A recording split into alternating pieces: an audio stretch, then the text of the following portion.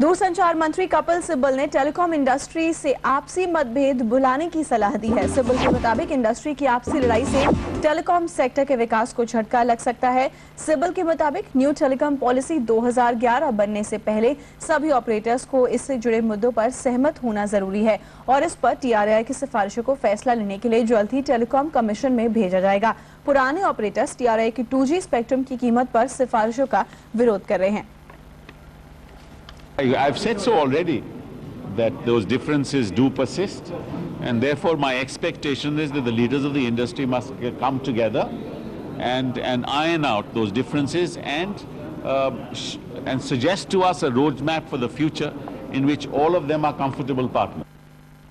Look, it needs to be a level playing field, and that's what matters, and that's what we've been as an operator demanding to say, make it a level playing field. It doesn't matter what the government recovers out of this. We are willing to abide by whatever we have decided. It should be a level playing field, period. And by level playing field. और ज्यादा जानकारी के लिए सीधे चलते हैं जी business संवाददाता असीम चंदा के पास। असीम, ऐसे में बैठक करना, हालांकि काफी हम देख रहे हैं कपिल सिब्बल प्रोएक्टिव हैं इस मामले में। 100 डेज का जो उन्होंने एजेंडा बनाया है उसके लिए काफी वो बैठकों का दौर भी कर रहे हैं। आज जिस तरह से उन्होंने कहा कि ऑपरेटर सब मतभेद भुला दें, और हाल ही में हमने जो देखा है पूरे स्कैम के दौरान काफी ज्यादा ऑपरेटर्स एक दूसरे पे आरोप प्रत्यारोप का दौर लगातार चलता रहा है। ऐसे में मिनिस्टर की जो सलाह है, कपिल सिब्बल की जो सलाह है, ऑपरेटर्स उस पर क्या कहते हैं? क्या आपसी मतभेद भुलाकर इस सेक्टर में और ज्यादा ग्रोथ के लिए सभी एक साथ होकर चलने के लिए तैयार हैं?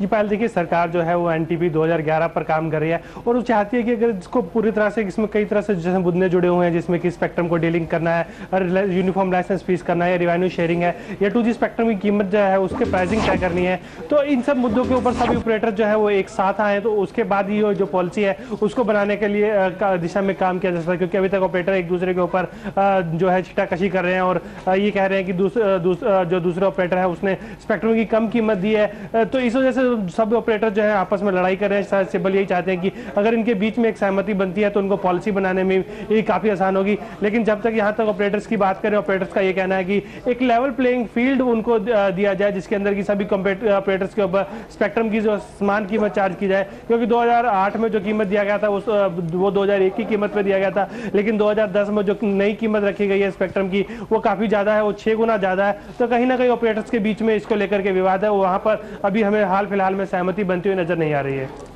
असीम, तमाम जानकारी के लिए आपको बहुत बहुत धन्यवाद। और चुनौतियों के बावजूद सफलता पाना, दुनिया में अपनी काबिलियत का लोहा मनवाना, महिलाओं के लिए ये बातें आम हो गई हैं। ऐसी ही सफल महिलाओं से मिली है विमेंस डे पर हमारी खास पेशकश में आज रात 9 से 10 सिर्फ सी बिजनेस पर।